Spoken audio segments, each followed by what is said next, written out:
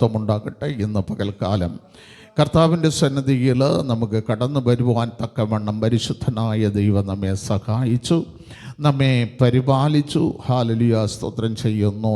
ഇന്ത്യയും പാകിസ്ഥാനും തമ്മിലുള്ള യുദ്ധത്തിൻ്റെ കെടുതികളിലായിരിക്കുമ്പോൾ ഹല്ലേലൂയ, സ്തോത്രം ചെയ്യുന്നു. ഇന്നലെ 3 മണിയായപ്പോൾ ട്രംപ് പറഞ്ഞു, ഇനി എന്ത് ചെയ്യരുത്, അങ്ങോട്ടും ഇങ്ങോട്ടും വെട്ടിവെക്കരുത്.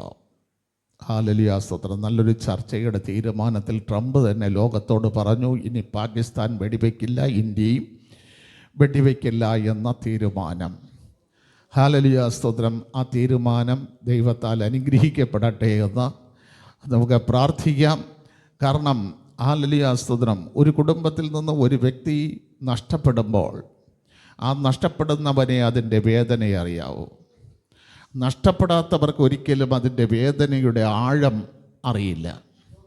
ഹല്ലേലൂയ, സ്തോത്രം ചെയ്യുന്നു. 26 വ്യക്തികളെ നിസ്സാരമായിട്ട് വെടിവെച്ചിടുമ്പോൾ അവരുടെ ഭാര്യ അനുഭവിച്ച വേദന, അവരുടെ മക്കൾക്കുണ്ടായിരുന്ന സുരക്ഷിതത്വം, ആ കുടുംബത്തിന് നഷ്ടപ്പെട്ട സന്തോഷം, ഇതൊന്നും വെടിവെച്ചിട്ടവൻ അറിയണ്ട. ഹല്ലേലൂയ, സ്തോത്രം ചെയ്യുന്നു. അവർക്കൊരു വെടിവെച്ചിട്ട് എന്ത് ചെയ്താൽ മതി? പോയാൽ മതി. ഹല്ലേലൂയ, സ്തോത്രം ചെയ്യുന്നു. ഏത് വേർപാടുകളും തീരാ നഷ്ടങ്ങളാണ് നമുക്കൊരുക്കുന്നത്. ആ നഷ്ടത്തിലേക്ക് പണ്ട് ഇന്ദിരാഗാന്ധി ഭരിക്കുമ്പോൾ പാകിസ്ഥാൻ ഇന്ത്യയും കൂടെ യുദ്ധം ചെയ്യുമ്പോൾ അവർ കോവളം എന്ത് ചെയ്തിരുന്നു? അവരെ ലിസ്റ്റിലുണ്ടായിരുന്നു. കോവളം അന്താരാഷ്ട്ര ടൂറിസ്റ്റ് കേന്ദ്രം, അതിനെ ഒന്ന് ആക്രമിക്കണമെന്ന്. പക്ഷേ ഇന്ദിരാഗാന്ധി അതിനൊന്നിനും വിട്ടുകൊടുത്തില്ല. ഇന്ത്യ ആ യുദ്ധത്തിൽ നിഷ്പ്രയാസം അടിച്ച് ജയിച്ചു. ഇപ്പോഴും അവരുടെ കേരളത്തിലെ 3 സ്ഥലങ്ങളാണ് ലക്ഷ്യം. വിജിലൻസ് റിപ്പോർട്ട് ഏതൊക്കെ? വിഴിഞ്ഞം, നമ്മളെ ഹല്യാസ്തോത്രം റോക്കറ്റ് കേന്ദ്രം ഇരിക്കുന്ന സ്ഥലം, അത് തിരുവനന്തപുരം എന്നാണ് പറയുന്നത്. ഇല്ല, തുമ്പയാണ് അവരുടെ ലക്ഷ്യം. 3 കൊച്ചി. ഹല്യാസ്തോത്രം. സൈറൻ മുഴങ്ങിയാൽ നമ്മൾ ലൈറ്റ് അടച്ചുള്ള എന്ത് ചെയ്തിട്ടുണ്ട്? മോദി പറഞ്ഞിരുന്നു. ഇത് 3 അവരുടെ ലക്ഷ്യത്തിലുള്ളതാണ്. കോവളത്തൊക്കെ ബോംബ് വിടുന്നാൽ, അല്ലെങ്കിൽ തുമ്പയിലൊക്കെ വിടുന്നാൽ നമ്മളെയും ബാധിക്കില്ലേ? ബാധിക്കും. ഹല്യാസ്തോത്രം. അത് കണ്ട് നമ്മളാരും മിടുക്കന്മാരായതുകൊണ്ടല്ല, നമ്മളാരെയും ഹല്യാസ്തോത്രം ചെയ്യുന്നു മനുഷ്യൻ്റെ സംരക്ഷണത്തിലല്ല, ദൈവിക സംരക്ഷണത്തിലാണെന്നുള്ള ഉറപ്പോടുകൂടി നമുക്ക് ദൈവത്തോട് പ്രാർത്ഥിക്കാം. ദൈവമേ, നമ്മുടെ അടുക്കൽ ആരുടെയും ജീവിതത്തിൽ നഷ്ടങ്ങൾ വരാതെ വണ്ണം കാത്തു പരിപാലിക്കുന്ന ദൈവത്തിൻ്റെ ചിറക് നമ്മളെ എല്ലാവരെയും മൂടി മറയ്ക്കട്ടെ. ഹല്ലേലൂയ, സ്തോത്രം. ഇന്ന് വായിക്കപ്പെട്ട സങ്കീർത്തനത്തിലേക്ക് നമുക്ക് 4 വാക്യങ്ങൾ ആധാരമായി വായിക്കാം. സങ്കീർത്തനത്തിൻ്റെ 1-ാം വാക്യം, 3-ാം വാക്യം, അതിൻ്റെ 9-ാം വാക്യം, അതിൻ്റെ 12-ാം വാക്യം.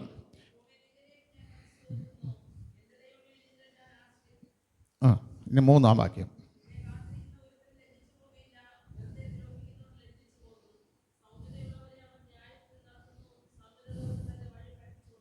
പന്ത്രണ്ട്.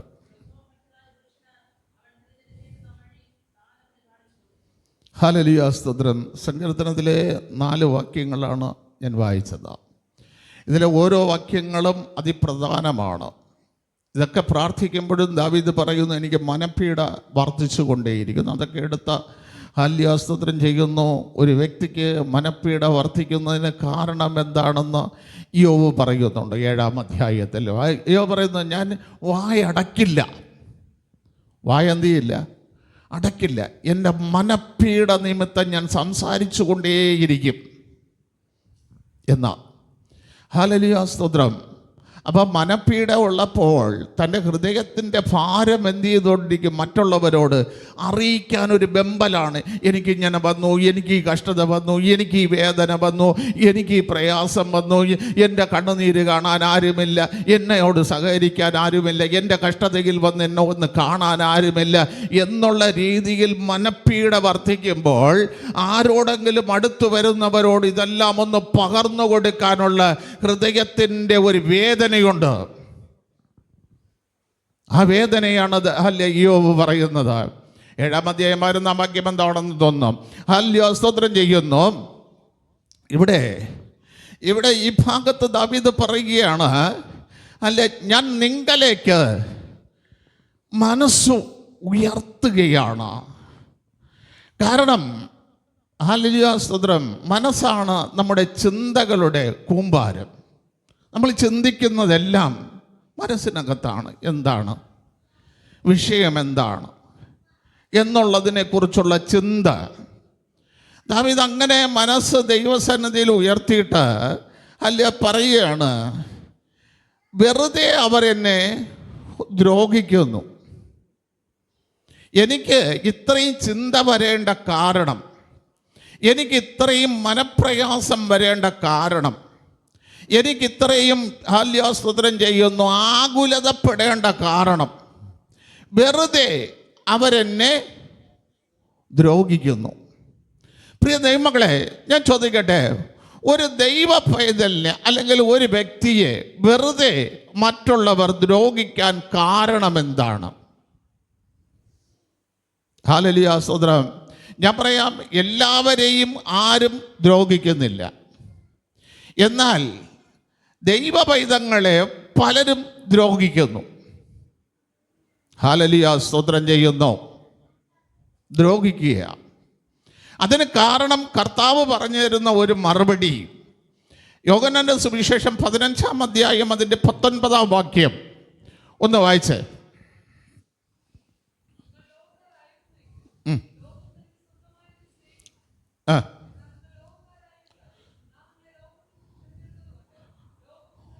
കണ്ടാ? ഹല്ലേലൂയ, സ്തോത്രം. എന്തുകൊണ്ടാണ് നിങ്ങളെ ദ്രോഹിക്കുന്നതിന് കാരണം? നിങ്ങൾ ലോകക്കാരല്ല. ലോകത്തിലുള്ള ജനം ജീവിക്കുന്നത് പോലെ ജീവിക്കാതെ ഒരു വ്യത്യസ്തമായ മാർഗം നിങ്ങൾ എന്ത് ചെയ്തു?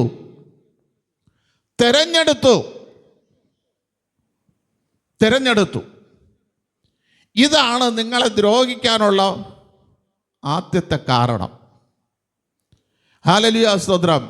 നിങ്ങൾ ലോകക്കാരായിരുന്നു എങ്കിൽ, നിങ്ങൾ ലോകത്തിലുള്ളവരായിരുന്നു എങ്കിൽ സത്യമായിട്ട് നിങ്ങളെ ബന്ധുക്കൾ നിങ്ങളെ കാണാൻ വന്നുകൊണ്ടേയിരിക്കും. നിങ്ങളുമായിട്ട് സഹകരണം ഉണ്ടായിരിക്കും. നിങ്ങളുമായിട്ട് അവർക്ക് നല്ല അടുപ്പമുണ്ടായിരിക്കും. യിരെമ്യാ പ്രവാചകൻ ചോദിക്കുന്ന ഒരു ചോദ്യമുണ്ട്. ഹല്ലേലൂയ, സ്തോത്രം.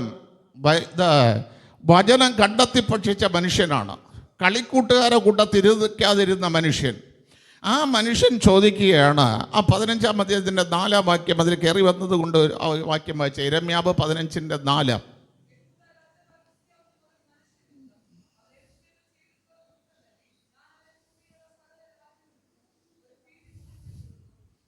നിന്നോട് സഹതാപം കാണിക്കാൻ ആർക്ക് കടന്നു വരുമെന്നൊരു വാക്യമുണ്ടല്ലോ അവിടെ.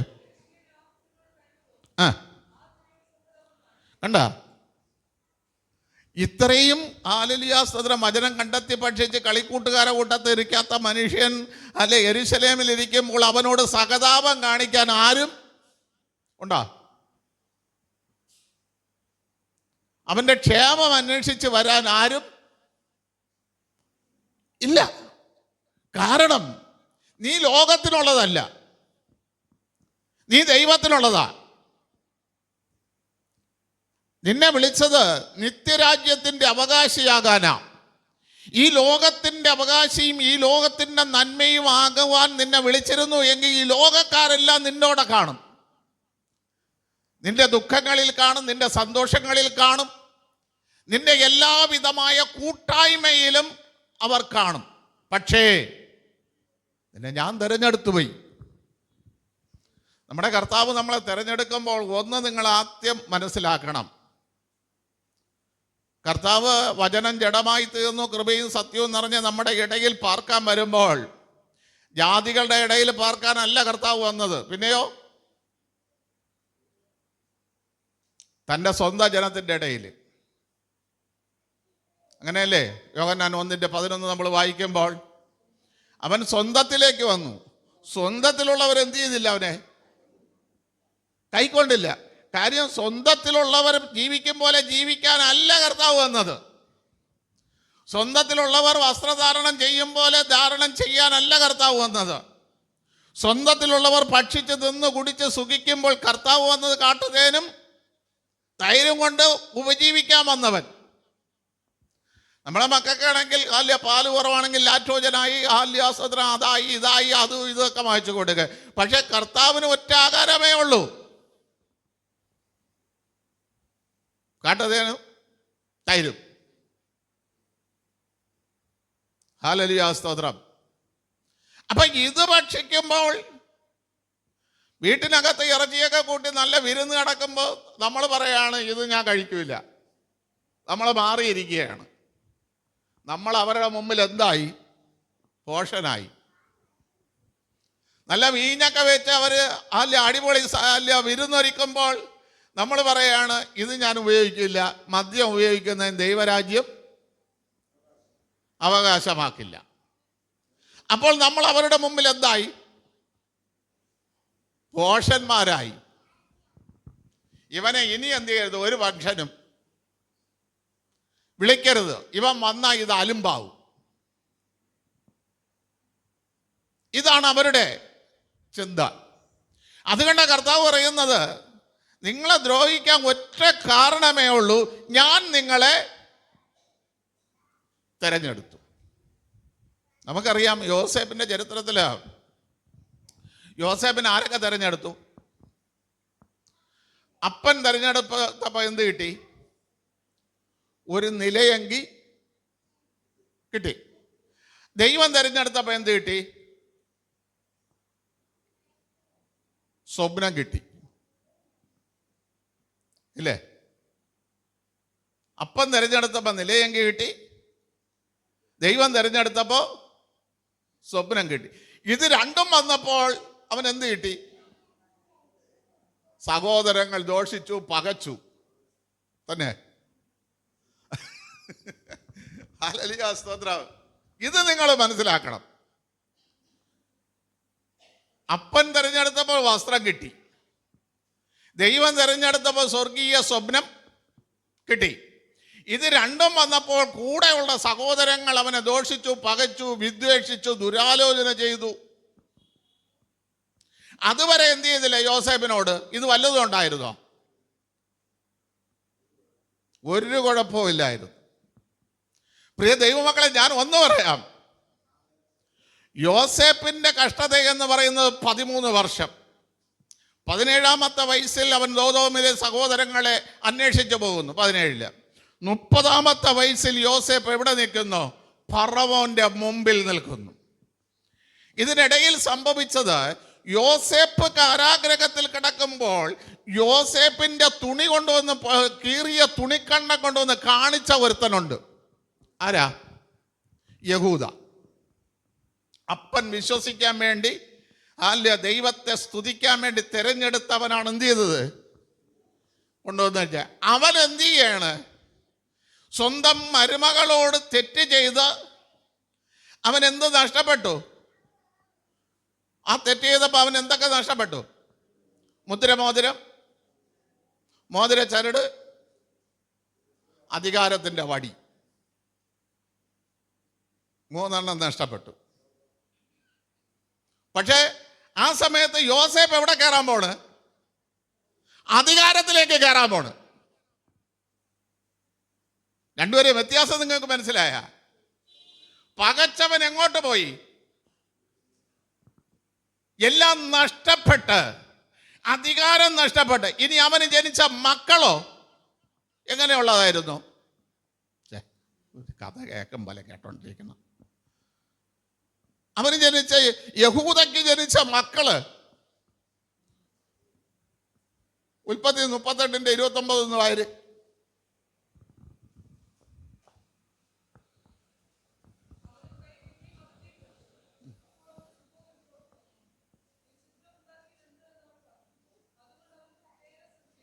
അപ്പൊ അവന് ജനിച്ച മക്കൾ എങ്ങനെയുള്ളത്?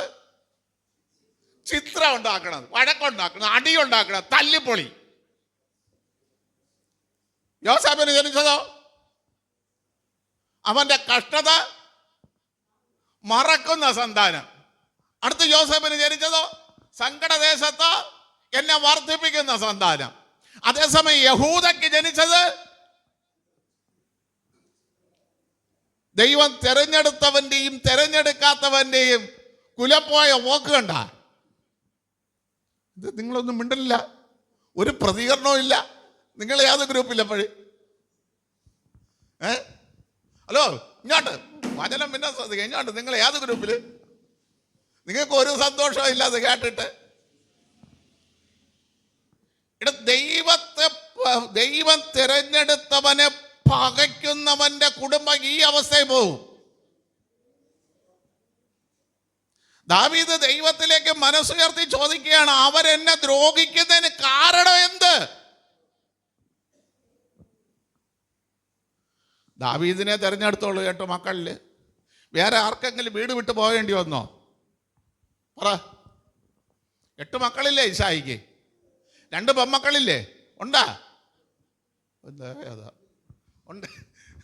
ഹല്ലേലൂയ. ഇത് ഈ 8 2 10 മക്കളിൽ ആർക്കെങ്കിലും വീട് വിട്ടു പോകേണ്ടി വന്നോ? ആരെങ്കിലും ഗുഹയിൽ കിടന്നോ?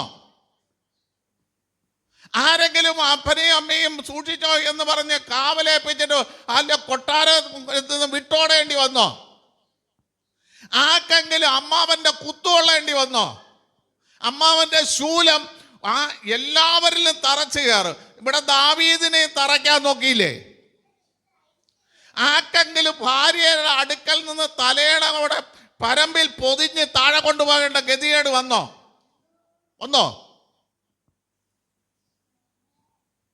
ഇത്രയും ഗതികേട് വന്നത് ആക്ക് എന്തുകൊണ്ട്? ദൈവം തിരഞ്ഞെടുത്തു. ദൈവത്തിന്റെ അഭിഷേകം അവന്റെ മേൽ വീഴുന്നപ്പോൾ, ഈ വീഴുന്നത് വരെ അവൻ എന്തില്ല? അപ്പന്റെ ആടുകൾ, അന്നത്തെ ഏറ്റവും വലിയ സമ്പത്ത് എന്ന് പറയുന്നത് ആടാ. ആ ആടുകളുടെ എല്ലാം മേൽനോട്ടക്കാരായി. അഭിഷേകം വീഴുന്നപ്പോ മേൽനോട്ടവും പോയി, വീടും പോയി. മനസ്സിലായ? ദാവീദ് ചോദിക്കുകയാണ്, എന്നെ ഇത്രയും ദ്രോഹിക്കേണ്ട കാരണം എന്ത്? ദാവീദിനോട് ദൈവം പറയണം, നിന്നെ ഞാൻ തിരഞ്ഞെടുത്തതുകൊണ്ട്. 17-ാം അധ്യായം ഒന്നെടുത്ത് യോഹന്നാന്റെ സുവിശേഷം 17-ാം അധ്യായം അതിന്റെ 13-14 വാക്യം ഒന്ന് വായിച്ച്.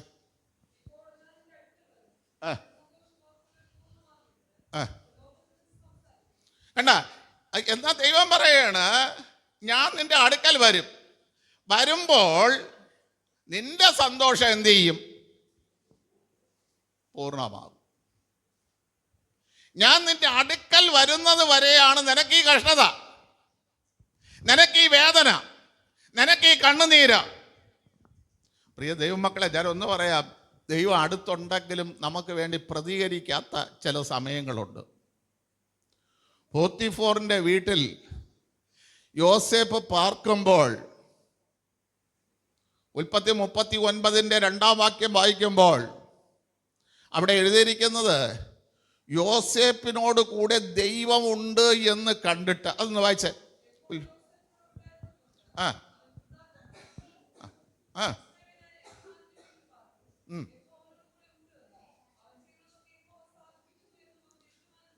കണ്ടായി, യോസേഫ് ചെയ്യുന്നതെല്ലാം ആരാണ് സാധിപ്പിക്കുന്നത്? ദൈവം. അപ്പൊ ദൈവം യോസേഫിനോട് കൂടെ ഉണ്ട്. ആ ഉള്ളപ്പോഴാണ് യോസേഫ് എവിടെ പോകേണ്ടി വന്നത്? കാരാഗ്രഹത്തിൽ. എന്തിനു പോകേണ്ടി വന്നു? എന്തിനു പോകേണ്ടി വന്നു? അണ്ണാ, എന്തിനു പോകേണ്ടി വന്നു?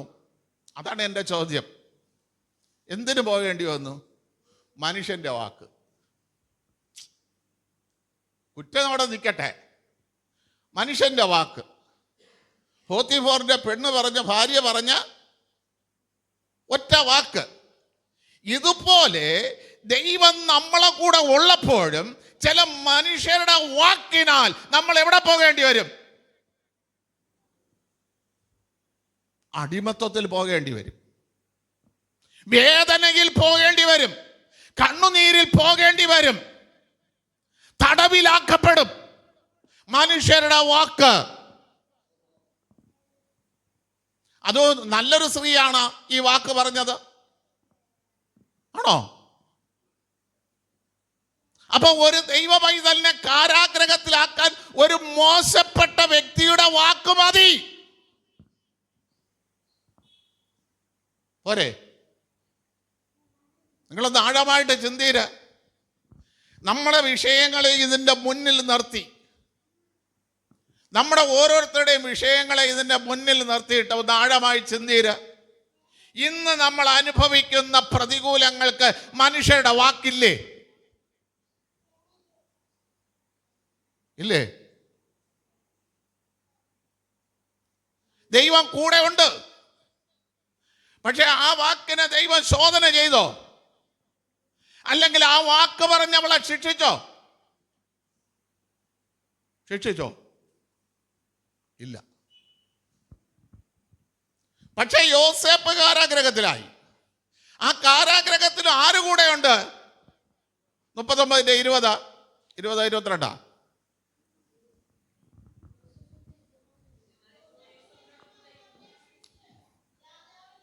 വേണ്ട, ഗീത സിസ്റ്റർ വായിച്ചത് കണ്ട. അത് എത്രാമത്തെ വാക്യം? 21. അല്ല, യോസേപ്പിനോട് അവിടെ ദൈവം ഉണ്ടായിരുന്നപ്പോ എന്ത് ചെയ്തു? കാരാഗ്രഹ പ്രമാണിക്ക് ദയ തോന്നി, പക്ഷെ വിടുതലില്ല. ചിലർക്ക് നമ്മളോട് ദയ തോന്നും, സഹതാപം തോന്നും, അവൻ ഇത് വന്നല്ലോ എന്നുള്ള അനുകമ്പ തോന്നും, പക്ഷെ അതിൽ നിന്ന് വിടുതലുണ്ടോ?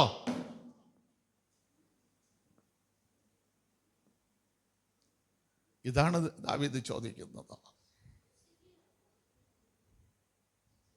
എന്നെ എന്തിനാണ് ഇത്ര ദ്രോഹിക്കുന്നത്? ഞാൻ നല്ല കാര്യമല്ലേ ചെയ്തത്? 40 ദിവസം കൊണ്ട് ഫെലിസ്ത്യർ വെല്ലുവിളിച്ച വെല്ലുവിളിയല്ലേ ഞാൻ തകർത്തത്? അവരുടെ പരിഭ്രമത്തെയല്ലേ ഞാൻ മാറ്റിയത്? അവരുടെ ഭയത്തെയല്ലേ ഞാൻ മാറ്റിക്കൊടുത്തത്? പിന്നെ എന്തിനാണ്? ഇന്ന് പകൽക്കാലം നിങ്ങൾ ഓരോരുത്തരും ദൈവത്തോട് പ്രാർത്ഥിക്കണം. കർത്താവേ, ഞാൻ ഈ മനപ്പീഡയ്ക്കകത്താകാൻ, ഞാൻ ഈ വേദനയ്ക്കകത്താകാൻ, ഞാൻ ഈ പരിഹാസത്തിനകത്താകാൻ, ഞാൻ ഇന്ന് അനുഭവിക്കുന്ന സകല പീഡകൾക്കും അകത്താകാൻ ഞാൻ എന്ത് തെറ്റ് ചെയ്തു?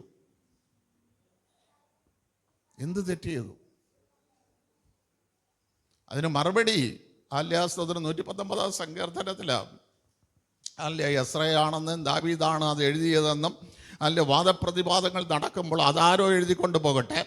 ആല്യാസ്തോത്രം അതിൻ്റെ 158 വാക്യം അവിടെ ഒന്ന് വായിച്ചേ. കണ്ട, നമ്മളൊക്കെ വ്യസനത്തിന് കാരണം എന്താണ്? നമ്മളോട് കൂടെ ഉള്ളവർ ദൈവവചനം അനുസരിക്കുന്നില്ല, പ്രമാണിക്കുന്നില്ല. ഇതാണ് നമ്മുടെ വ്യസനത്തിന് കാരണം. ചില വീടുകളിലെ വ്യസനത്തിന് കാരണം ഭാര്യയായിരിക്കാം, അവർ വചനം അനുസരിക്കില്ല. ചില വീടുകളിലെ വ്യസനത്തിന് കാരണം ഭർത്താവായിരിക്കാം, അവരെന്ത് ചെയ്യില്ല? വചനം അനുസരിക്കില്ല. ഇനി ചില വീടുകളുടെ വ്യസനത്തിന് കാരണം മക്കളായിരിക്കാം, അവരെന്ത് ചെയ്യില്ല? അപ്പനും അമ്മയും നല്ല ആരാധന, മക്കളെന്ത് ചെയ്യില്ല? ദൈവത്തെ ആരാധിക്കില്ല. ഇങ്ങനെ വരുമ്പോൾ പിശാച് പരീക്ഷയ്ക്ക് ചോദിക്കും, ദൈവം അങ്ങ് വിട്ടുകൊടുക്കും.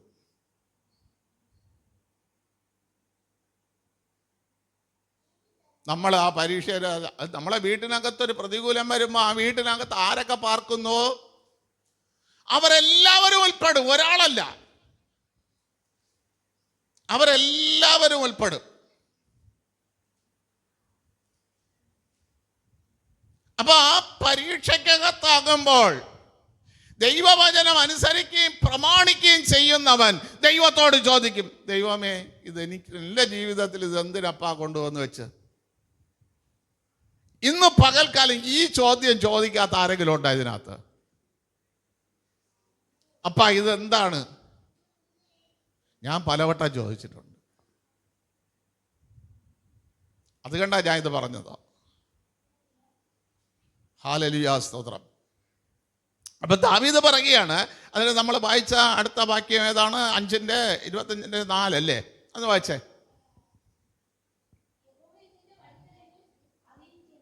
ഹല്ലേലൂയ, സ്തോത്രം. ഒന്ന്, നിന്റെ വഴി എന്നെ എന്ത് ചെയ്യണം? ഇത് ആരോടാ ദാവീദ് പ്രാർത്ഥിക്കുന്നത്? ദാവീദ് 27-ാം സങ്കീർത്തനത്തിൽ പ്രാർത്ഥിച്ചു, നിന്റെ മുഖം അന്വേഷിപ്പീനെന്ന് എനിക്ക് നിങ്ങൾ നിന്ന്. ഏത് മുഖം? ഏത് മുഖം അന്വേഷിക്കാൻ?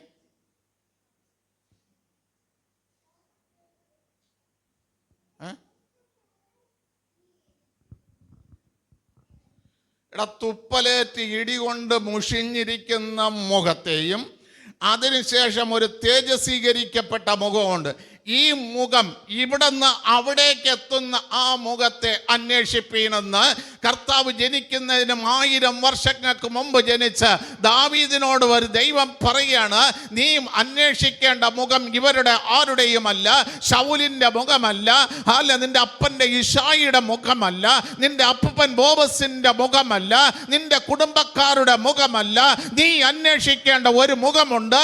ആ മുഖം ഇനിയും 1000 വർഷങ്ങൾക്ക് ശേഷമേ ഈ ഭൂമിയിൽ വരികയുള്ളൂ. ആ മുഖത്തിന് തുപ്പലേക്കും. നിന്നേക്കാൾ ഹീനമായ പ്രവൃത്തികളിൽ കൂടെ അവൻ വേദനിക്കും, അവൻ കണ്ണുനീരിലാകും, അവൻ നിന്ദിക്കപ്പെടും, പരിഹസിക്കപ്പെടും, സ്വന്തം കുടുംബക്കാർ അവനെ തള്ളപ്പെടും. എന്നിട്ട് അവന്റെ മുഖം തേജസ് പോലെ ഇരിക്കുന്ന ഒരു മുഖമുണ്ട്. ആ മുഖത്തെ നീ അന്വേഷിക്കണം. Praise the Lord. അല്ലാതെ നിന്റെ ചുറ്റുമുള്ള നിന്റെ അപ്പൻ്റെയും സഹോദരങ്ങളുടെയും ബന്ധുക്കളുടെയും ആരുടെ മുഖമല്ല നീ അന്വേഷിക്കേണ്ടത്. ദൈവം ഈ കൽപ്പന കൊടുത്തപ്പോൾ ദാവീദ് പറയുന്നു, ഞാൻ ഒരു കാര്യം ആഗ്രഹിക്കുന്നു, അത് നിന്റെ മനോഹരത്വം കാണേണ്ടതിന് നിന്റെ ആലയത്തിൽ. കണ്ട, ആ മുഖം അന്വേഷിക്കുന്നവന്റെ ആഗ്രഹം കണ്ട, ആ മനോഹരത്വം എനിക്ക് കാണണം. അത് കാണണമെങ്കിൽ എവിടെ തന്നെ പാർക്കണം? ആലയത്തിൽ തന്നെ പാർക്കണം. മനസ്സിലായ? ഇവിടെ ദാവീദ് പറയുന്നത്, നിന്റെ വഴി അവൻ എന്ത് ചെയ്തു കൊടുക്കണം? അറിയിച്ചു കൊടുക്കണം. ഏത് വഴി? ഏത് വഴി അറിയിച്ചു കൊടുക്കണം? ഇവിടെ 3.5 വർഷം നിന്നിട്ട് ഫിലിപ്പോസ് പറയുന്ന, ഞങ്ങൾക്ക് നീ പോണ സ്ഥലം അറിഞ്ഞൂടാ, വഴി അറിഞ്ഞൂടാ, പിന്നെ എങ്ങനെ വരും? കൂടെ നടന്നിട്ടേ. ഇപ്പൊ ദാവീദ് പറയാണ്, ആ വഴി എനിക്ക്. ഏത്? 1000 വർഷം കഴിഞ്ഞിട്ട് പുറക്കാനിരിക്കുന്ന വഴി എനിക്ക് വഴി, പിതാവിൻ്റെ അടുക്കൽ എത്തേണ്ട വഴിയെ ഇനി 1000 വർഷം കഴിഞ്ഞിട്ടേ ഇവിടെ വരുവുള്ളൂ. വഴിയും സത്യവുമായി തീർന്നവൻ, എന്നെ കണ്ടവൻ എൻ്റെ പിതാവിനെ കണ്ടിരിക്കുന്നു. ഹല്ലേലൂയ. ആ വഴി എബ്രായ ലേഖനം 10:20 വായിക്കുമ്പോൾ, അവൻ്റെ തിരശീല അവൻ്റെ ശരീരത്തെ കീറി ഒരു പുതുവഴി നമുക്ക് തുറന്നു. അല്ലേ? വായിച്ചേ.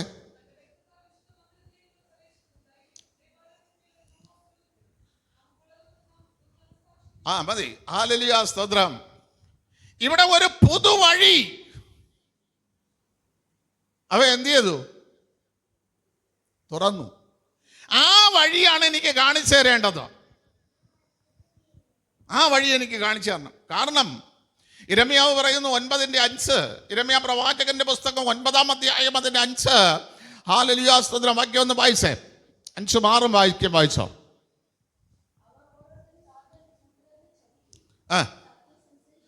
നോക്കണമേ, നമ്മൾ പാർക്കുന്ന സ്ഥലത്തുള്ള ജനത്തിന്റെ സവിശേഷത മനസ്സിലായോ? നമ്മൾ പാർക്കുന്ന സ്ഥലത്തുള്ള ജനത്തിൻ്റെ സവിശേഷത നിങ്ങൾ ഓരോരുത്തരും ഇത് മനസ്സിലാക്കി വെച്ചോളണം. ഒന്നുകൂടെ വായിച്ചേ. ചതിക്കുന്ന, ഹല്ലേലൂയ, സ്തോത്രം. അതുകൊണ്ട് കർത്താവ് പറഞ്ഞു, നിന്റെ മാർബിടത്തിൽ ശയിക്കുന്ന ഭാര്യയോട് പോലും ചില കാര്യങ്ങൾ എത്തിയരുത്, പറയാതെ കതക് അടച്ചു വെച്ചോളണം. വായുടെ കതക് ചതിക്കും. ഭർത്താവിനോട് പറയരുത് ചില കാര്യങ്ങൾ, ചതിക്കും. ഭാര്യയോട് പറയരുത്. ഹല്ലേലൂയ, സ്തോത്രം. പരിശുദ്ധാത്മാവിനെ ചതിക്കണം. പിന്നെയാണോ നിങ്ങളെ? സകലതും അറിയുന്ന പരിശുദ്ധാത്മാവിനെ വേദനിപ്പിക്കുന്നു, ദുഃഖിപ്പിക്കുന്നു, ചതിക്കുന്നു. പിന്നെയാണോ മനുഷ്യനെ? ഓരോരുത്തരും അവരുടെ കൂട്ടുകാരനെ ചതിക്കും. അടുത്ത സത്യം. ഒരു ദിവസം ഒരു കള്ളമെങ്കിലും പറയാത്തവരൊന്ന് കൈപൊക്കിയേ.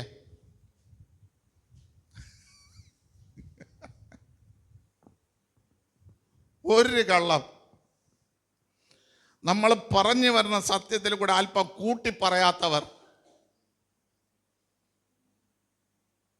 അപ്പൊ ഒരു മാസമായപ്പോൾ എത്രയായി? 30. ഒരു വർഷമായപ്പം 360. 10 വർഷമായപ്പം നമ്മൾ അത്രയും ജീവിച്ചിരിക്കുമോ? അല്ലെങ്കിൽ 360 വർഷം ജീവിച്ചിരിക്കുമോ? അപ്പം ദാവീദ് പറഞ്ഞു, എൻ്റെ തലയിലെ മുടിയേക്കാൾ എൻ്റെ അകൃത്യം ആയോ? ഇപ്പോഴേ എന്നെ പെരുകിയ, ഇപ്പോഴും തന്നെ നമ്മളെ തലയിലെ മുടിയേക്കാൾ അധികം ഉണ്ടാ അകൃത്യം. എന്നിട്ടാണ് നമ്മളെ പ്രാർത്ഥന, വിശദീകരിക്കണമേ, ശക്തീകരിക്കണമേ കർത്താവേ, ഹല്ലേലൂയ, സ്തോത്രം. പോട്ടെ, സത്യം പറയുന്നില്ല. അടുത്ത, വ്യാജം സംസാരിക്കാൻ അവർ നാവിനെ വില്ലുപോലെ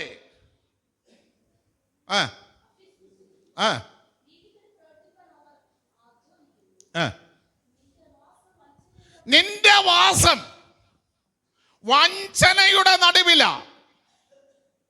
അവിടെ നിന്നാണ് ഈ വഴി നീ തുറക്കേണ്ടത്. വഞ്ചന ഒന്നും വായിലില്ലാത്തവന്റെ വഴി, അകൃത്യമില്ലാത്തവന്റെ വഴി, ചതിയില്ലാത്തവന്റെ വഴി, എന്നിട്ടും വാ തുറക്കാതെ സകല ശിക്ഷയും ഏറ്റുവാങ്ങിയവന്റെ വഴി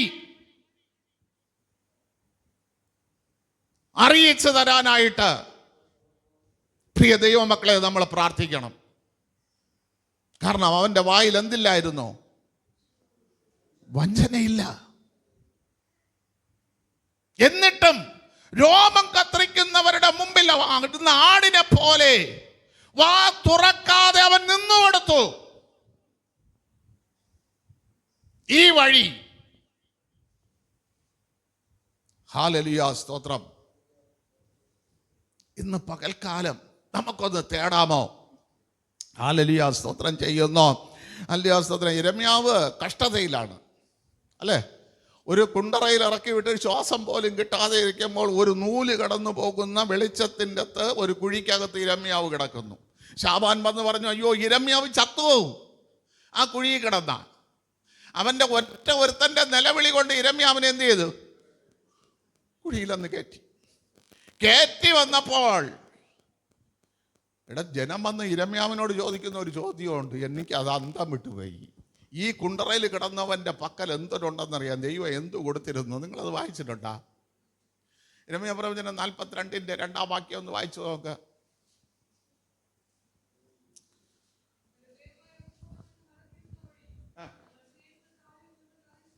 കേട്ടാ, യിരെമ്യാവിനോട് എന്ന് പറയാണ്, ഞങ്ങൾ നടക്കേണ്ട വഴിയും ഞങ്ങൾ ചെയ്യേണ്ട അറിയാം. അപ്പോൾ ഇതുവരെ എന്ത് ചെയ്തിട്ടുണ്ട്? ചെയ്യേണ്ട കാര്യമല്ല ചെയ്തത്. പിടികിട്ടിയാ? ഹലോ, ഇവിടെ ഇരിക്കുന്ന ദൈവമക്കൾക്ക് പിടികിട്ടിയാ? സ്നാനപ്പെട്ടിട്ട് എത്ര വർഷമായി? ഇതുവരെ ചെയ്യേണ്ട കാര്യം എന്ത് ചെയ്തിട്ടില്ല?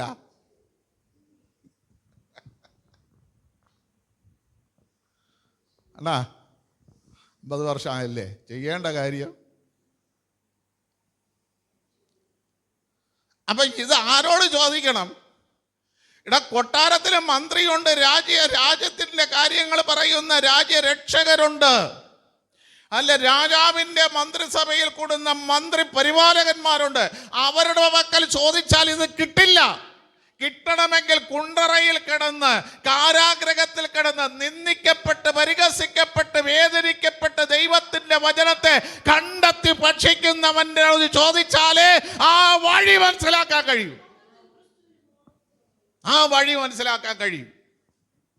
അവരെല്ലാം കൂടെ വന്നിട്ട് പറയുകയാണ്, ഞങ്ങൾക്ക് ആ വഴി എന്ത് ചെയ്ത് തരണം, പറഞ്ഞു തരണം. അപ്പൊ യിരെമ്യാവ് എന്താ പറഞ്ഞത്? അടുത്ത വാക്യം വായിച്ചോ.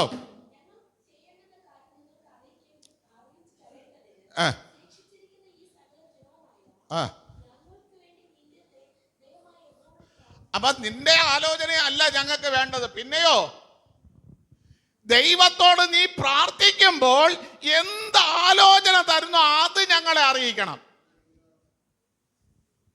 പിടികിട്ടിയ? നമുക്ക് തോന്നുന്ന മാനുഷ്യ ആലോചന അല്ല. യിരെമ്യാവേ, നിനക്ക് തോന്നുന്ന മാനുഷ്യ ആലോചന അല്ല നീ പറഞ്ഞു തരേണ്ടത്. നീ നിന്റെ ദൈവത്തോടിരുന്ന് പ്രാർത്ഥിക്കണം. പ്രാർത്ഥിക്കുമ്പോൾ ദൈവം എന്ത് നിന്നോട് പറയുന്നുവോ അത് ഞങ്ങളോട് അറിയിക്കണം. അടുത്ത വാക്യം.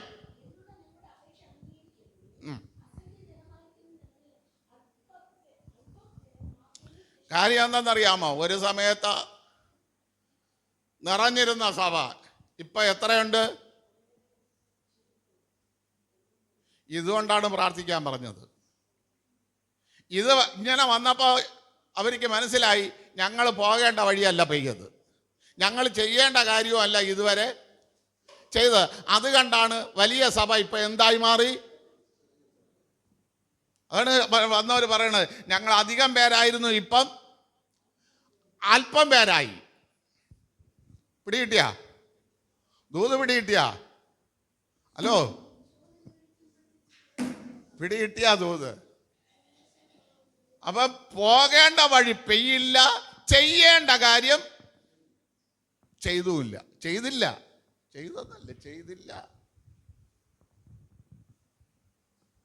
അതുകൊണ്ട് കൂടുതലുണ്ടായിരുന്ന ജനം ഇപ്പം ചുരുക്കം പേരായി.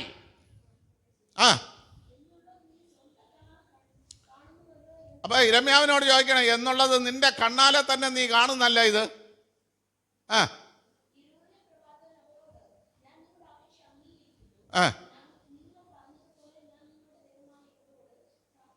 നിങ്ങൾ പറഞ്ഞതുപോലെ നിങ്ങളുടെ ദൈവമായ യഹോവയോട് ഞാൻ പ്രാർത്ഥിക്കും.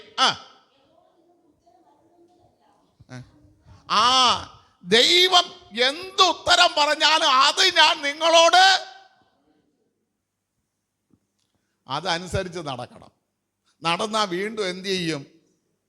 അല്പം എന്നുള്ളത് വർദ്ധിക്കും. മനസ്സിലായ? ഞാൻ നിന്റെ ദൈവം, നിങ്ങളുടെ ദൈവമായ യഹോവയോട് പ്രാർത്ഥിക്കും. ദൈവം എന്തുത്തരം അരുളിയാലും ഞാൻ നിങ്ങളോട്. ഈ വഴിയാണ്. ഒന്നും മറച്ചു വെക്കരുത്. പൗലൂസ് പല സഭകളും വിട്ടു പോകുമ്പോൾ പൗലൂസ് പറയുന്നൊരു കാര്യമുണ്ട്. പ്രയോജനമുള്ളത് ഒന്നും ഞാൻ എന്ത് ചെയ്തില്ല, മറച്ചു വെച്ചിട്ടില്ല. കണ്ണുനീരോടെ ദൈവസന്നിധിയിൽ നിന്ന് പ്രാപിച്ചത് മുഴുവനും ഞാൻ നിങ്ങൾക്ക് അറിയിച്ചു തന്നു.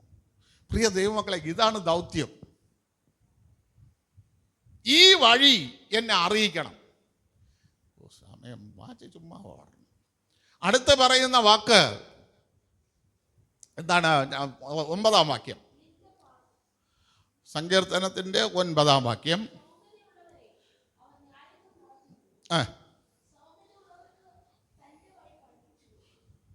അപ്പൊ ആക്കെ വഴി പഠിപ്പിച്ചു കൊടുക്കൂ. നമുക്കുണ്ടാ? നമുക്ക് സൗമ്യതയുണ്ടാ? എനിക്ക് കുറവാണ്, നിങ്ങൾക്കുണ്ടോ? മനസ്സിലായില്ലേ? ഈ സൗമ്യത എന്ന് പറയുമ്പോൾ സൗമ്യതയുള്ള ദൈവം എങ്ങനെ ഇടപെടും? മോശ സൗമ്യതയുള്ളവനായിരുന്നു, അല്ലേ? സൗമ്യതയുള്ളവനായിരുന്നു.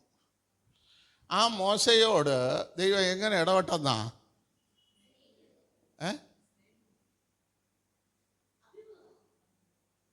7-8 വാക്യം ഒന്ന് വായിച്ചേ. സംഖ്യാപുസ്തകം 12:7-8 വാക്യം.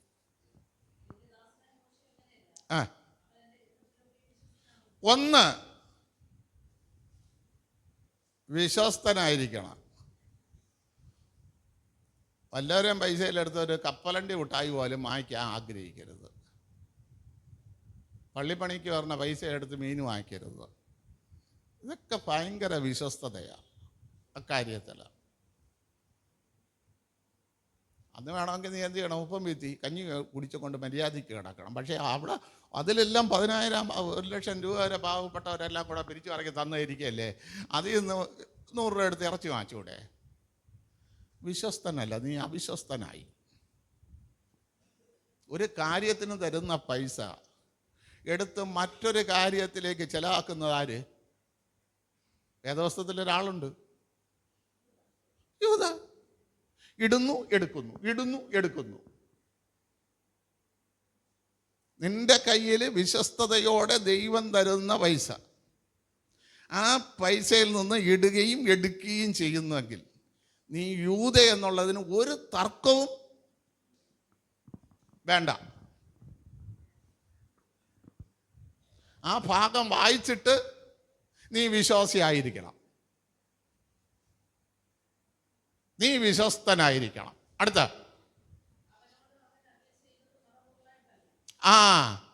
അങ്ങനെ വിശ്വസ്തനായിരുന്നാൽ ദൈവം എന്ത് സംസാരിക്കും? മറപൊരളില്ലാതെ തെളിയിച്ച് സംസാരിക്കും.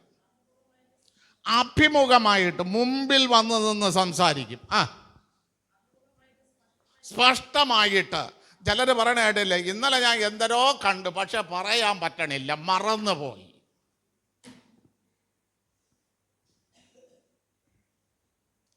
നീ മനസ്സിലാക്കരുത്, അത്രേ ഉള്ളൂ. നീ അറിയരുത്, കാരണം നീ വിശ്വസ്തനല്ല.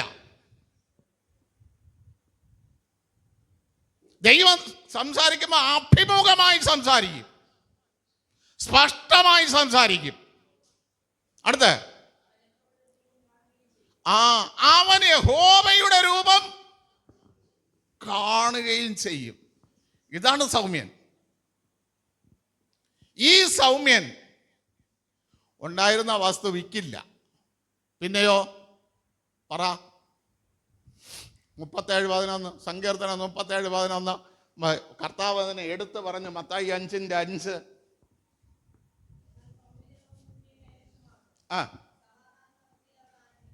കണ്ടാ?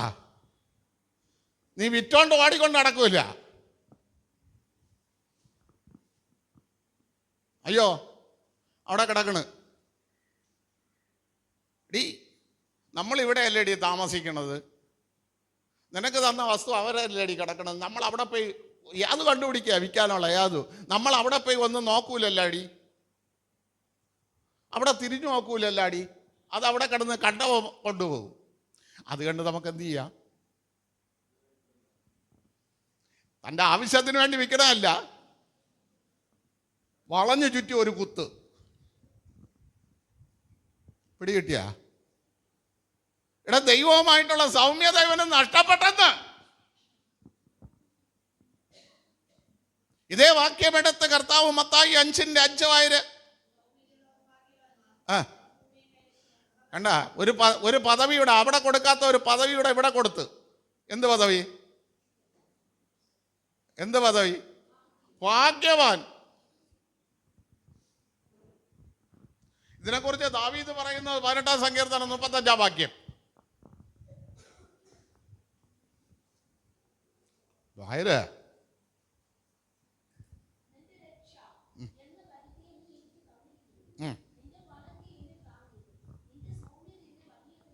കണ്ട, നിന്റെ സൗമ്യത അല്ലാതെ ആല്യാസദ്രം, നിന്റെ വിദ്യാഭ്യാസമല്ല, പണമല്ല, ബലമല്ല. നിന്റെ സൗമ്യത കർത്താവിന്റെ സൗമ്യത, വാ തുറക്കാതെ നിന്ന സൗമ്യത, വഞ്ചനയില്ലാതെ വായ അടച്ച് സൂക്ഷിച്ച സൗമ്യത, എതിർവാക്ക് പറയാത്ത സൗമ്യത. അതാ ദാവീദ് പറയുന്നത്, നിന്റെ സൗമ്യത എന്നെ വലിയവനാക്കി. സബന്യാവ് ഇതിനെക്കുറിച്ച് പറയുന്നത് പറഞ്ഞാൽ, സബന്യാവിന്റെ ലേഖനം 2-ാം അധ്യായം 2-ാം വാക്യം 2-3 വാക്യങ്ങൾ വായിക്കുമ്പോൾ അവിടെ അതുകൂടെ വായിച്ചോ വേഗത്തിൽ, പെട്ടെന്ന്.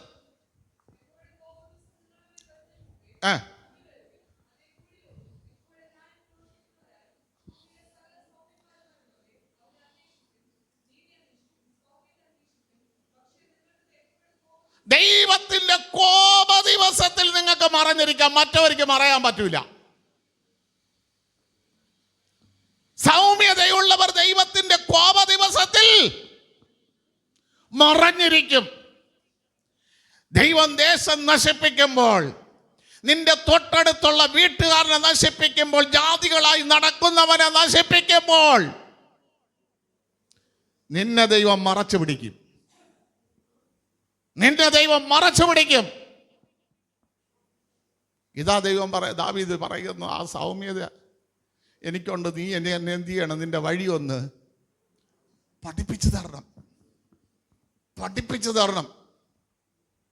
ഞാൻ സൗമ്യതയാണ്. അടുത്ത ദൈവം ദാവീദ് പറയണം, ഞാൻ അവർക്ക് ആ വഴി കാണിച്ചു കൊടുക്കും. അതിൻ്റെ 12-ാം വാക്യം കൂടെ വായിച്ചേ.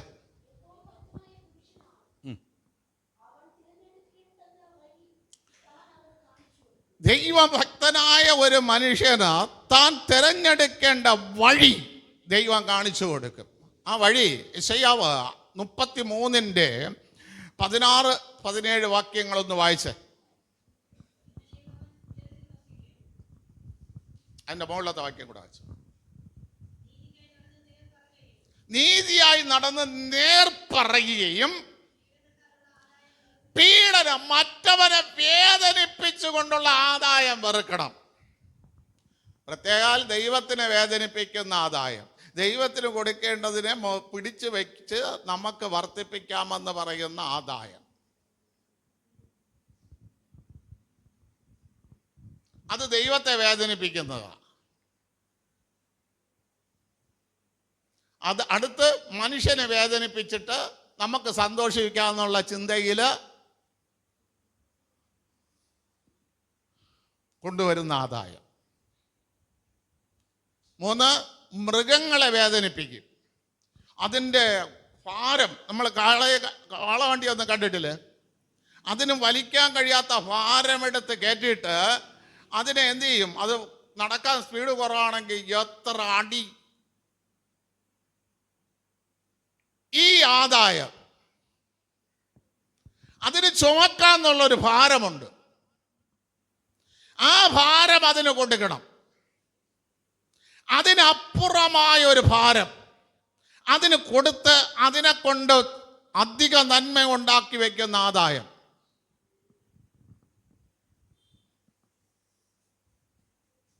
ഹല്ലേലൂയ, സ്തോത്രം. ഒരു പാസ്റ്റർക്ക് 2 പെൺമക്കളുണ്ട്. അവര് 16-15 വയസ്സായി. അമ്മ ടീച്ചർ. അപ്പോൾ ഈ അമ്മ ജോലിക്ക് പോണതിന് മുമ്പേ അപ്പന് കാപ്പി ഉണ്ടാക്കണം, മക്കൾക്ക് കാപ്പി ഉണ്ടാക്കണം, മക്കൾക്ക് പഠിക്കാൻ പോകണം, അവർക്ക് ചോറുണ്ടാക്കണം. ഇതെല്ലാം അമ്മ 4 മണിക്ക് എണീറ്റ് ചെയ്യും. ഈ മക്കള് 6 മണിയാകുമ്പോൾ പെട്ടച്ചടിച്ചിട്ട് വന്നിട്ട്, അമ്മ സമയമായി. സഖിയായിട്ട് പാസ്റ്റർ എന്നോട് പറഞ്ഞു, നമ്മളത് എങ്ങടെയുള്ളതാണ് കേട്ടോ, പുറത്തുനിന്ന് പാസ്റ്റർ എന്നോട് പറഞ്ഞു, പാസ്റ്ററെ 2 ദിവസം എൻ്റെ വീട്ടിൽ വരണം. ഒന്ന് ഈ പിള്ളേരോട് സംസാരിക്കണം. ഞാൻ എന്തെങ്കിലും വഴക്ക് പറഞ്ഞാൽ ഇവരങ്ങ് കരയും. പിന്നെ എനിക്ക് അവരോട് സംസാരിക്കാൻ, സ്നേഹിച്ച് വളർത്തിയ മക്കളല്ലേ, പറ്റൂല. ഞാനങ്ങോട്ട് പറഞ്ഞു, തൊണ്ടയ്ക്ക് താഴോട്ടിറങ്ങണമെങ്കിൽ രാവിലെ കഴിച്ച് അമ്മേനോടെ സഹായിക്കണം, ഇല്ലെങ്കിൽ കർത്താവ് ഇവിടെ കത്തി വയ്ക്കുമെന്ന് പറഞ്ഞ് കത്തി നീ തിന്നാൻ സമയത്തിന് തൊണ്ടയിൽ കത്തി വയ്ക്കും. 2 ദിവസവും ശരിക്കും ശിക്ഷണമായ കാര്യങ്ങൾ പറഞ്ഞു. എൻ്റെ അടുത്ത് ആദ്യത്തെ ദിവസം പാസ്റ്റർ പറഞ്ഞു, പാസ്റ്റർ പെയ്യതിനു ശേഷം മുറി പൂട്ടിയിരുന്ന കരച്ചിലായിരുന്നെന്ന്. എനിക്കെന്തര്? അവർ മുറി പൂട്ടിയിരുന്ന് കരഞ്ഞാൽ എനിക്കെന്തര്? എനിക്കല്ല കുഴപ്പമുണ്ട. 2ാമത്തെ ദിവസവും ഞാൻ പോയി പറഞ്ഞു. ഇപ്പം പാസ്റ്റർ പറയാണ് ബിരിയാണിയൊക്കെ പുഷ്പം പോലെ വയ്ക്കുമെന്ന്, ഏത് ഐറ്റം വേണമെന്ന് പറഞ്ഞാൽ മതിയെന്ന്. രാവിലെ അമ്മ കഴിക്കുമ്പോൾ അമ്മയ്ക്കൊന്നും ചെയ്യണ്ട അന്ന്. 2 പൊമ്മക്കളും കൂടെ എന്ത് ചെയ്യുമെന്ന്. അപ്പൊ ഇത് കിട്ടാത്തണ്ടല്ലേ? എന്ത് കിട്ടിയില്ല?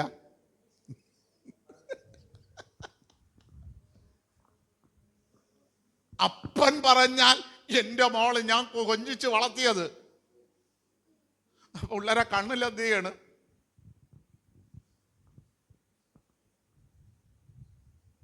അത് കണ്ട ഇങ്ങനെയൊക്കെ കൊണ്ടുവന്ന് ഇവിടെ ഇരുത്തണത്.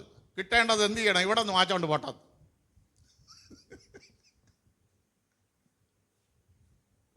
വായിച്ചോ?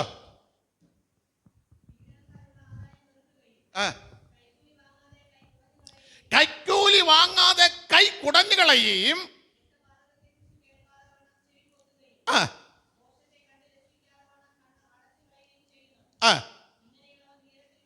ഇങ്ങനെയുള്ളവൻ ഉയരത്തിൽ വസിക്കും. പാറക്കോട്ടകൾ ക്രിസ്തു അവൻ അടിസ്ഥാനമായിരിക്കും. അവന്റെ അപ്പം അവന് കിട്ടും. അവന്റെ വെള്ളം മുട്ടിപ്പോകുകയുമില്ല. ഏറ്റവും വലിയ ഭാഗ്യം, ദൈവത്തെ എന്ത് ചെയ്തുകൊണ്ടിരിക്കും? കണ്ടുകൊണ്ടേയിരിക്കും. വിസ്താരമായൊരു ദേശം നീ കാണും. പണം എണ്ണെന്ന ഇത് കാണൂല. പണം കൂട്ടി വയ്ക്കുന്നില്ലേ? അവനിത് കാണൂല. അടുത്ത് തൂക്കി നോക്കുന്നവൻ എവിടെ? ഭീതിയെ അവർക്ക് എന്ത് കിട്ടും? നീ മനോഹരമായൊരു ദേശം സ്വപ്നം കാണുമ്പോൾ അവന് ഭീതി കിട്ടും. എപ്പോഴും പണം പണം പണം പണം പണം പണം പണം പണം. കൊതു എന്ത് പറഞ്ഞുകൊണ്ടാണ് നടക്കുന്നത്? കൊതു എന്താ പറയുന്നത്? പണം പണം. അവൻ്റെ ലക്ഷ്യം എന്താണ്? മറ്റവൻ്റെ ചോര തന്നെ. അവൻ പറയണത് പണമെന്നാണ്. അത് ഞാൻ മറ്റവൻ്റെ ചോരയിലൊന്ന് എന്ത് ചെയ്യുന്നു? ഊറ്റിയെടുക്കുമെന്ന്.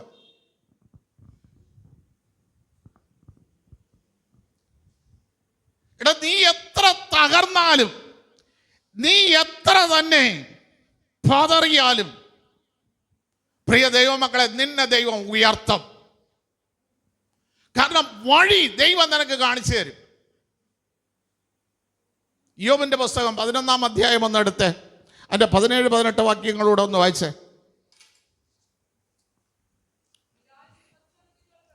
നിന്റെ ആയുസ് മധ്യാഹ്നത്തേക്കാൾ പ്രകാശിക്കും. ഇരുള് നിന്റെ ജീവിതത്തിനകത്ത് ദൈവം കാണിച്ചു തരുന്ന വഴിയിൽ കൂടെയാണ് നീ യാത്ര ചെയ്യുന്നതെങ്കിൽ നിനക്കൊരു സുരക്ഷിതത്വം ദൈവം ഒരുക്കിയിട്ടുണ്ട്. ഒരു സുരക്ഷിതത്വം ദൈവം ഒരുക്കും. ആ ഒരുക്കുമ്പോൾ നിന്റെ വാർദ്ധക്യത്തിലാണ് അത് ഉയർത്തിയാലും, ഇയ്യോബിന് സുരക്ഷിതത്വം ഒരുക്കുമ്പോൾ വാർദ്ധക്യമായി എല്ലാം കഴിഞ്ഞു. പക്ഷേ 140 വർഷം കൂടെ എന്ത് ചെയ്തവൻ? അവൻ്റെ ചെറുപ്പം എങ്ങനെ വന്നു? മധ്യാഹ്നം പോലെ പ്രകാശിച്ചു.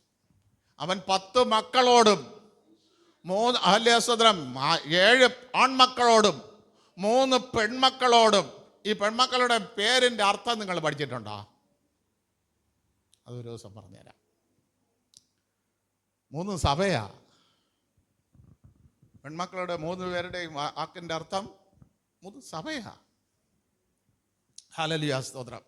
അതാ പറയുന്നത്, യോബിൻ്റെ പെൺമക്കളെ പോലെ സൗന്ദര്യമുള്ളവർ ഇതേപോലെ ഇരിക്കണം. സഭ സൗന്ദര്യമുള്ളതായിരിക്കണം, മറ്റുള്ളവരെ ആകർഷിക്കുന്നതായിരിക്കണം.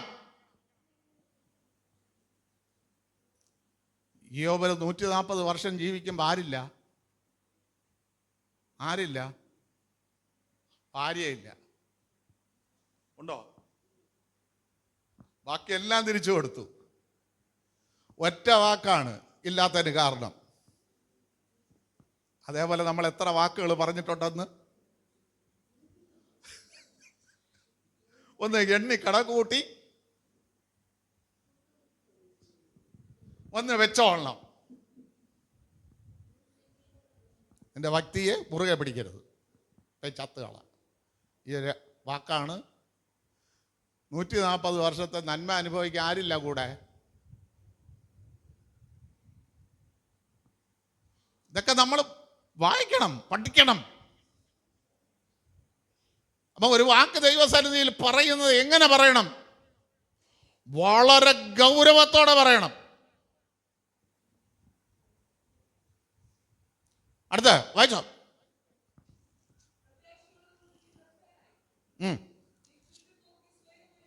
കണ്ട അനുഗ്രഹം കണ്ട പ്രിയ ദൈവങ്ങളെ. 1, നീ നിർഭയനായിരിക്കും. 2, നീ സ്വൈരമായിരിക്കും. ആരും നിന്നെ ഭയപ്പെടുത്തുകയില്ല. എടാ, ദൈവത്തിന്റെ വഴി അറിയാൻ നീ ആഗ്രഹിക്കണം, പഠിക്കാൻ ആഗ്രഹിക്കണം, അതിൽ കൂടെ സഞ്ചരിക്കാൻ നീ ആഗ്രഹിച്ചാൽ ആരും നിന്നെ ഭയപ്പെടുത്തില്ല. നീ സ്വൈരമായിരിക്കും, നീ നിർഭയമായിരിക്കും. ദൈവത്തിന്റെ വഴി. യോബിന്റെ പുസ്തകത്തിന്റെ 5-ാം അധ്യായം കൂടെ ഒന്നെടുത്തോ. അതിലെ ഹല്ലേലൂയ ചെയ്യുന്നു. 24 തൊട്ടൊന്ന് വായിച്ച. 24 തൊട്ടോ. നിന്റെ പാർപ്പിടം നീ പരിശോധിക്കും, ഒന്നും കാണാതിരിക്കില്ല. എന്തെങ്കിലും കാണും, എന്തെങ്കിലും. നിങ്ങൾക്ക് മനസ്സിലായ? അയ്യോ, ഒന്നുമില്ലടി ഈ വീട്ടിൽ എന്നല്ല, ഉണ്ട്. നിങ്ങൾ എത്ര പേര് വരും? 5 പേര്. നിങ്ങൾ 10 പേര് വാ, ഉണ്ട്, ഞങ്ങൾക്ക് തരായി. നിങ്ങൾ 10 പേര് വാ, ഞങ്ങളെ വീട്ടിൽ എന്തുണ്ട്? ഉണ്ട്. എൻ്റെ മരുവളിരിക്കണം. മരുവള വീട്ടിൽ ആദ്യമായിട്ട് ഞങ്ങളെ വീട്ടിൽ അവളെ പപ്പ വരുമ്പോൾ ആദ്യം പറഞ്ഞ് 15 പേരാന്ന്. അടുത്ത സ്വപ്പ കഴിഞ്ഞപ്പം വിളിച്ച് പറഞ്ഞ് 25 പേരാന്ന് വരുമെന്ന്. അടുത്ത എൻ്റെ അടുത്ത് പറഞ്ഞ്, അടുത്ത ദിവസം എൻ്റെ അടുത്ത് വിളിച്ച് പറയുകയാണ്, പാസ്റ്റർ വിളിച്ച് വന്നപ്പോൾ 50 പേരായെന്ന്. ഞാൻ പറഞ്ഞു 100 150 പേര് വരി. ഇവിടെ എന്തില്ല, ഒരു കുറവുമില്ല. നിങ്ങൾ എത്ര പേര് വന്നാലും അളന്ന് തൂക്കിയല്ല നമ്മൾ വെക്കുന്നത്. അയൽവക്കത്താറ് മൊത്തം പേർക്കും എന്ത് ചെയ്യണം? വരാത്തവർക്ക് കൊടുക്കണം. എൻ്റെ വീട്ടിലൊരു വിശേഷം നടന്നു. ദൈവം സ്ഥാപിച്ച ഒരു കുടുംബം എൻ്റെ ഭവനത്തിനകത്ത് വെളിപ്പെടാൻ പോവുകയാണ്. സകല കുടുംബത്തിനും പേര് വരാൻ കാരണമായ ദൈവത്തിന്റെ സന്നിധിയിൽ ഒരു കുടുംബം കൂടെ മുട്ടുമടക്കാൻ പോവുകയാണ്. ദൈവം നിർഭയം വസിപ്പിക്കുന്ന ഒരു കുടുംബം എന്നിൽ നിന്ന് ഉത്ഭവിക്കാൻ പോവുകയാണ്. അത് കണ്ട് 1000 പേര് വന്നാലും നമുക്ക് എന്തില്ല. കാര്യം അവന് കൊടുക്കാൻ പോകുന്ന കുടുംബജീവിതത്തിനകത്ത്, ഭവനത്തിനകത്ത് ഒന്നിനും മുട്ടില്ലാതെ നടത്തുന്ന ഒരു ദൈവമുണ്ട്. ആ ദൈവത്തിന്റെ നാമത്തിലാണ് നമ്മൾ ഇത് ചെയ്യുന്നത്. അതുകൊണ്ട് എത്ര പേര് വന്നാലും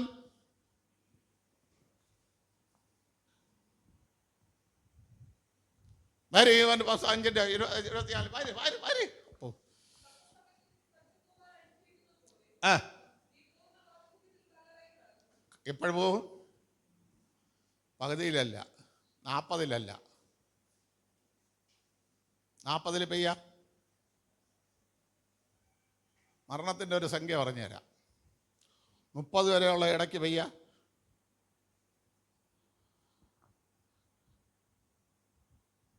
ജനിച്ച് 1 വയസ്സ് തൊട്ട് തുടങ്ങി 30 വയസ്സ് വരെയുള്ള ഇടയിൽ ഒരാൾ മരിക്കുകയാണ്, പെയ്യ. അപ്പനും അമ്മയ്ക്കും അത് ദുഃഖം. പെണ്ണ് കെട്ടിയിട്ടുണ്ടെങ്കിൽ അവൾ വേറെ ഭർത്താവിന് പോകും.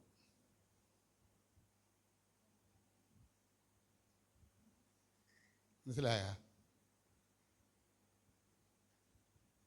30 തൊട്ട് 50 വരെ. അതിൽ തികഞ്ഞ 30 കഴിഞ്ഞൊരു 35 വയസ്സായ പെൺപിള്ളേരാണെങ്കിൽ വേറെ ഭർത്താവിന് പോകാൻ ആഗ്രഹിക്കില്ല. 35-40 കഴിഞ്ഞാൽ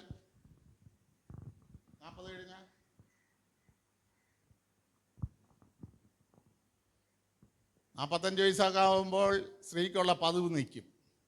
പിന്നെ അവൾ വിവാഹത്തിന് കൊതിക്കാൻ ഉണ്ടാ? വചനം ഉണ്ടാ? ഇന്ന് പോയി പടി 1 കൊരിന്ത്യർ ലേഖനം. പിന്നെ അവൾ വിവാഹത്തിന് എന്ത് ചെയ്യരുത്? കൊതിക്കരുത്. അപ്പൊ അങ്ങനെ വരുമ്പോൾ ആക്കാ നഷ്ടം? ഭാര്യയ്ക്ക്, മക്കൾക്ക്, ഇല്ലേ? ആണോ? ഏറ്റവും നഷ്ടം ഭാര്യയെക്കാളും മക്കൾക്കാ.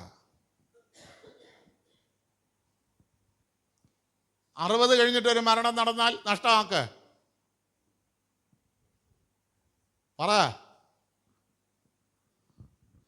ആക്ക് നഷ്ടം. ചെറിയൊരു പൊതിയെങ്കിലും വീട്ടിൽ വാങ്ങിച്ചോണ്ട് വരുമോ? ഓടി ആ പച്ചാന്ന് പറഞ്ഞ് വിളിച്ചോണ്ട് വരുമ്പോൾ കയ്യിൽ കാണുമോ? ഇല്ലെങ്കിൽ കല്ലെടുത്ത് എറിയണം മക്കളെ.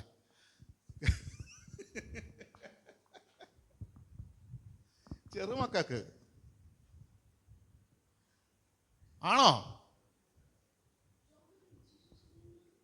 അപ്പൊ മരണത്തെക്കുറിച്ചൊക്കെ എന്ത് ചെയ്യണം? ചില അപ്പച്ചന്മാരാണെങ്കിൽ ചെറുമക്കളെ അടുത്തേക്ക് പോവുകയില്ല, 1 പൈസ കൊടുക്കുകയില്ല. എല്ലാം ഇരിക്കട്ടെ. മാസത്തിൽ 1 ദിവസമെങ്കിലും കെട്ടിക്കൊടുത്ത മക്കളെ വീട്ടിൽ പോണവർ എത്ര പേരുണ്ട്? കൊടുമ ചെയ്ത എന്നിട്ടാ ജനിച്ച പോട്ടെ. ഹല്ലേലൂയ, സ്തോത്രം. ഒരുപാട് നമ്മൾ വേദവസ്ത്രത്തിൽ നിന്ന് പഠിക്കണം. എന്നല്ല വസ്ത്രത്തിൻ്റെ കാര്യം പറഞ്ഞു. മുഷിഞ്ഞ വസ്ത്രം എന്ത് ചെയ്ത് 6 മാസം കഴിച്ചാൽ ഉപയോഗിക്കാതെ കളയണം. മുഷിഞ്ഞ വസ്ത്രം ദൈവം മാറ്റുന്നതാണ്. വെള്ളിയാഴ്ച അല്ലേ പറഞ്ഞു തന്നത്? നമ്മൾ 2 കൊല്ലം ആയിരുന്നാലും അത് തന്നെ എന്ത് ചെയ്തുകൊണ്ടിരിക്കും? നിന്നെ നോക്കി പിശാച് കുറ്റം പറഞ്ഞുകൊണ്ടിരിക്കും.